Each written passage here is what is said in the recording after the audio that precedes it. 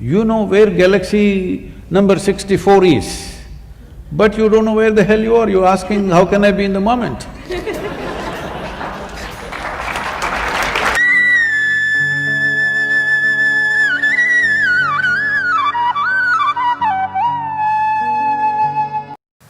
So Sadhguru, going back to what you were saying, that you need to be part of the solution, and going back to what Daniel was saying, that mental health is such a problem here.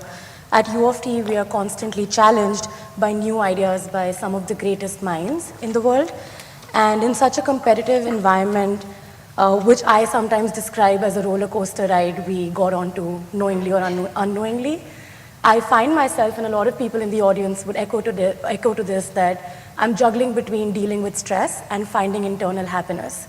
I want to understand, how do you live in the moment? How do I cherish my victories or my failures before I move on to the next task in life? That's many questions in one. That's a very typical Indian question.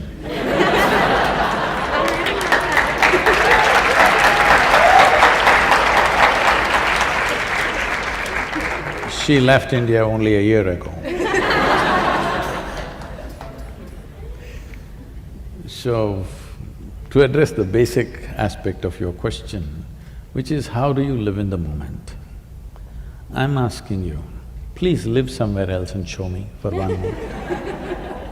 Can you? Can you live somewhere else? Then why such a question? But you're mentally somewhere else, even if you're… No, mentally you're not somewhere else. You're here and thinking about something. So, you need to understand this. It took millions of years of evolution to get you to this level of cerebral activity. Now you're suffering your cerebral activity. Somebody is teaching you, don't think about yesterday, don't think about tomorrow, just be here in the moment. What they're telling you is, rewind the evolutionary process, become like an earthworm. Yes, of course, an earthworm is eco-friendly creature, which human beings are not, unfortunately. But it took millions of years of evolutionary work. I want you to just imagine, from a single-celled amoeba to you, the most complex creature on this planet, take an enormous amount of work, isn't it? You think it was all wrong? Hello? You think it was all wrong? So the problem is just this, you have a very sophisticated machine in the form of human mechanism. The simple question is, have you read the user's manual? User's manual? No. How is that? When will you read it? When you're 80 years of age? I know it's a long way for you, but when will you read it? You must make up your mind. See, suppose you buy a phone, do you want to read the user's manual within the first 3 days after you bought it, or after 3 years when you're discarding the phone? When do you want to read it? In the very beginning, at the earliest possible time, isn't it? So right now, the problem is just this. This is a very sophisticated machine. You have made no effort to know this. Without knowing this, you want to live in this and drive through the world in this, so it's a disaster, all right? You want to know everything about the universe, you don't want to know anything about this, so you're paying the price. You know where galaxy number 64 is, but you don't know where the hell you are, you're asking, how can I be in the moment?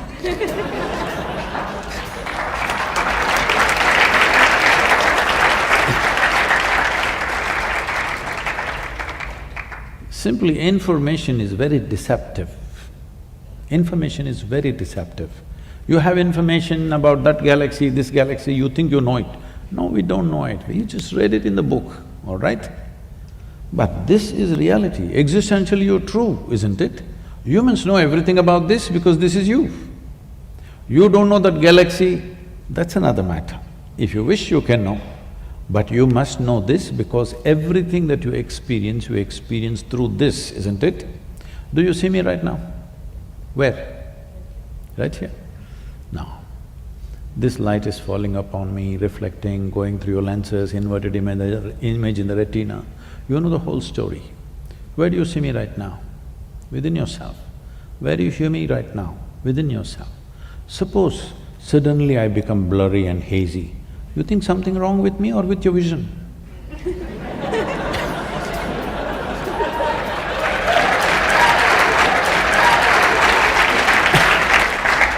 So, right now, this is all the problem with the world.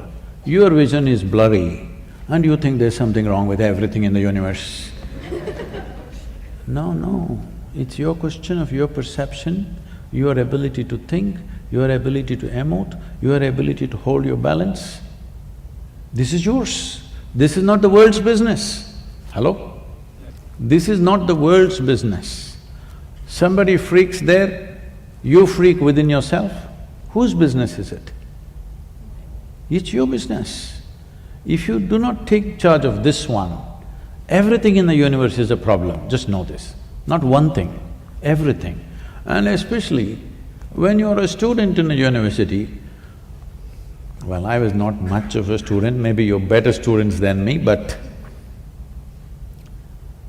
when I was a student, should I share uninspiring stories? This is not good for students. So, when I went to the university, when I finished my school, I decided not to go to the university. And being an educated family, this is not like today that you can take a year sabbatical, such things did not exist. You finish school, you must go to the university. This is a time in India, 70s, if you miss out 1 year, that means maybe you'll be on the street. That's only two options. Either you're well educated, you're on the street, there is no in-between other options. That's the mindset at least. So, I said, I don't want to go to the university, I will educate myself. Because anyway, I didn't like what they were saying in the school. So a higher level of that in the university I won't like. So I said, I'll educate myself. And you won't believe, I thought people who supposed to be my friends, my parents, my loved ones, everybody started looking at me, I have done something, some crime. It's like I've done something against them. I only said, I'll educate myself. Suddenly everything became different. Suddenly everybody is looking at me like I'm some strange creature who is not doing whatever he's supposed to do. So this 1 year I spent in the Mysore University library. Every day, library opens at 9 AM, I was the first customer. It closes at 8 PM, I was the last one to leave. I was why am I telling you all this? In the moment.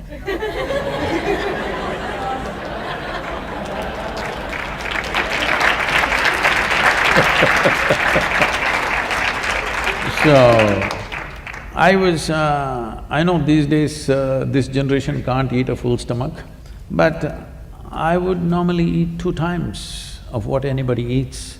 But I never put on weight, there was so much activity. Every day I'm cycling 40–50 kilometers, I'm swimming, I'm climbing trees, I'm doing things. Whatever I eat, I'm always hungry. So I'm a big eater. This 1 year, you won't understand this unless you know how voracious I was. 1 whole year, I didn't eat lunch, which was a huge achievement for me. I would stuff myself with as much breakfast as possible and entire day in the library, 8 o'clock I come home and then eat. This may look funny today because today I have only 1 meal a day. At that time, it was such a big thing because however big the breakfast is, by 10:30, 11 I'm hungry. I remain hungry till 8 PM, which was a huge thing for me. Today it's very simple for me to be without food. So I read all kinds of things, from Homer to Kalidasa, to popular mechanics, to National Geographic, this, that, all kinds of things. Nothing in particular, simply literature, philosophy, Geography always fascinated me, so lot about the world and the planet. 1 year went by like this. When the next academic year started coming, drama started at home. You know, initially your father tries to put his pressure, it doesn't work. And then the final armor is, mother, tears will come. Then you don't know what to do, you have no weapons against that one. So I said, okay, I will join the college, but only if it's English literature. I said, what will you do reading poetry? What will you do? My father, being a physician, said, you must… I've got the seat ready for you, get into medical college, you'll do well. I said, no, doctor, no. Then he says, okay, do engineering. Then I said, this is not right. When I said no to doctor, if you had told me become a veterinary doctor, Ayurvedic doctor, this doctor, which doctor, something, I would look at it. I say no to doctor, you say engineering. This doesn't go well with me. So I said, no, literature or I'm going back to the library. So they said, okay. So I went there, joined Mysore University. Teachers come with huge notes,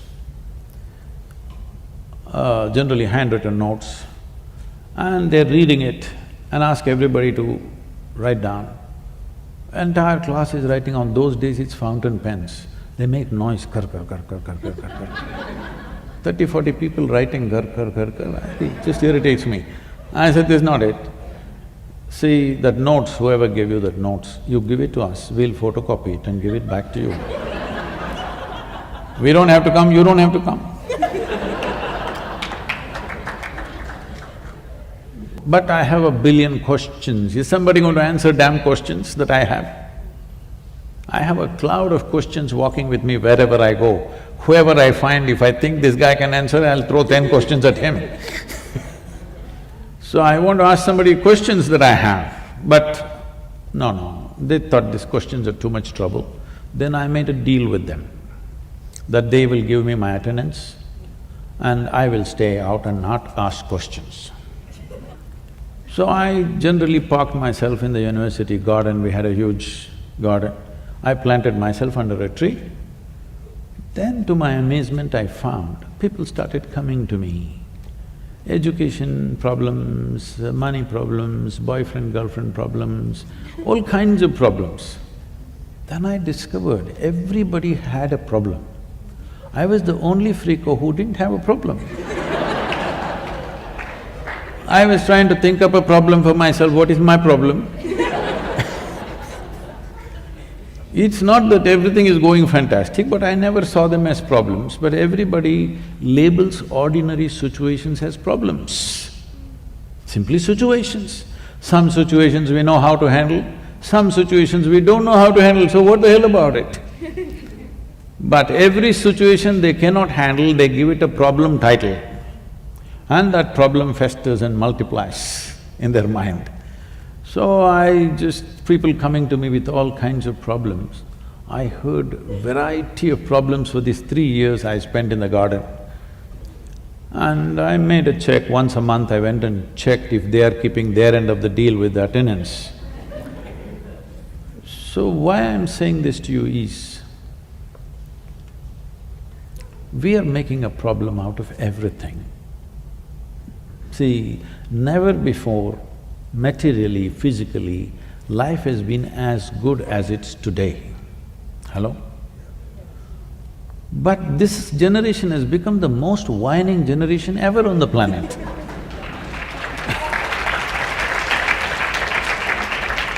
Small things, big things, everything whining, simply because they're taking such strong positions on everything. There is… youth means you must be open. You've not taken any position in your life yet. Yes.